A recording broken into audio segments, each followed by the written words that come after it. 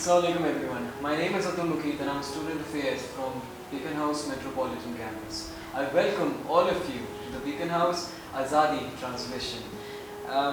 As you know, on this day, 14th of August 1947, we gained freedom.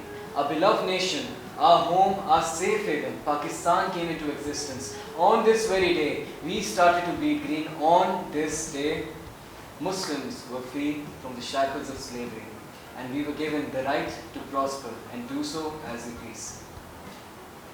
Carrying on to what he said, we have a very special guest with us today, Ms. Nayyab Ali, who is a brave human rights activist, and she's also been part of the UN agencies. Not just that, but proudly she has been one of the winners of the Franco-German Awards. Now, without any further delay, let's start up with the questions. Since you work in the human rights sector, can you tell us about your work and how it's improving Pakistan? Well, thank you for having me here.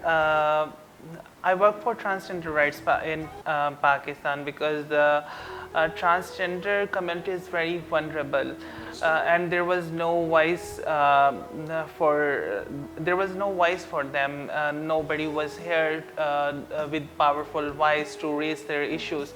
So I decided since in my childhood to work for their rights. And one of the very progressive thing that I have done, that is legal protection framework for the transgender community. Today we have our identity, and we get our identity just 12 years ago, since its 75th birthday of Pakistan, and we were make the citizen of Pakistan just 12 years ago, and this is what positive contribution from my side. I developed that law, and I developed some policy guidelines for trans community and for different institutions, for ministries, and today after completing this task, I'm also advising to other governments in South Asia. I can't name them right now, but yeah, it That's is. amazing, mashallah. Wow, that is very inspiring for today's generation. It's very impressive. Well, first of all, I'd like to commend you for your bravery, because we both know that the rights of transgenders in Pakistan are like non-existent. It's very rare to see people respecting transgenders, and it's amazing to see people such as you fighting bravely for such things to happen. My question for you is, what are the challenges that you have faced on this brave path? My childhood was very painful initially, and I faced so many vulnerabilities. Like you can say, I was abandoned by my family when I was 13 years old, and I was on street with no shelter, with no protection, with no alternative care system from my relative, from society, and everybody know what happened to a child who is abandoned and who wander on the street. I was deprived of all basic fundamental rights which most of the transgender community in Pakistan have. But I was blessed enough to get education, get educated, and there was a support mechanism exist in the form of my teachers were very supportive, and I was getting some scholarships, so I got able to continue my education. But after that, the biggest challenge was acceptance in society. Society don't want to accept our existence. They just excluded us. Like other transgender people, I forced to beg. I forced to do all those professions which is very undignified in our society. But there is a turning point in my life when a transgender person who was victim of rape, she came to me and she asked for my support, and in that for supporting her rights, I was also attacked with acid, but that filled me with more courage to work for their rights. So I think life is full of challenges, life is full of troubles, but it's more about yourself, like when you survive and when you make a commitment with yourself to fight against all these challenges, vulnerabilities, and this makes you more courageous and more powerful for the rights of not only for yourself but for your community as well.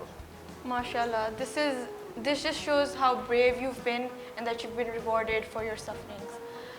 On to the next question. Why is it of utmost importance that the minorities are empowered and the white in our flag is respected? The ideology of Pakistan was to protect every citizen. And what I believe, when a person is born, that person is born freely, without caste, without color, without creed, and without any prejudices. So this is the basic ideology of Pakistan, because one nation is stigmatized by another nation, and they were not allowed to practice, to fulfill their basic fundamental rights.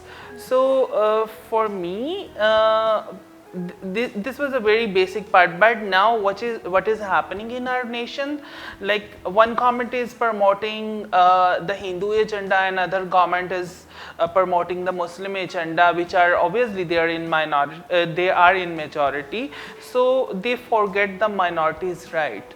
So whenever you are talking about state, which is clearly written in our constitution of Pakistan, to protect every citizen, the basic right, the protection, empowerment, and the all services which are committed in the constitution of Pakistan is the commitment towards citizen, not for Muslims, not for Christians, not for any other religious or gender minority.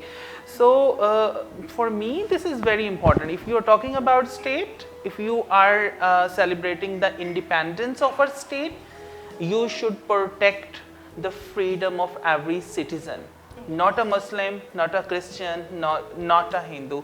So for me, this is the importance of minority living in a state. One goal in my life has been achieved. That was to give the legal protection framework for transgender community. At least now we have a advocacy toolkit. I say this is an advocacy toolkit. Now we can ask to the government, hey, this is the right written in this law. You should ensure this right, and you should do something to give these rights to our community. And the next one is, I want to see a transgender person within the parliament on decision making role. I want to strengthen the role of transgender community, because we want to be represented, not to presented, because people present us. Today you see there is no transgender representative within legislative assembly. So this is, yeah, that is, but there should be. I think this is because if I must say that if I'm feeling pain, so how much existence of this pain is, I can tell you. Nobody else can represent us. So this is the basic. Actually, I want to empower the transgender community.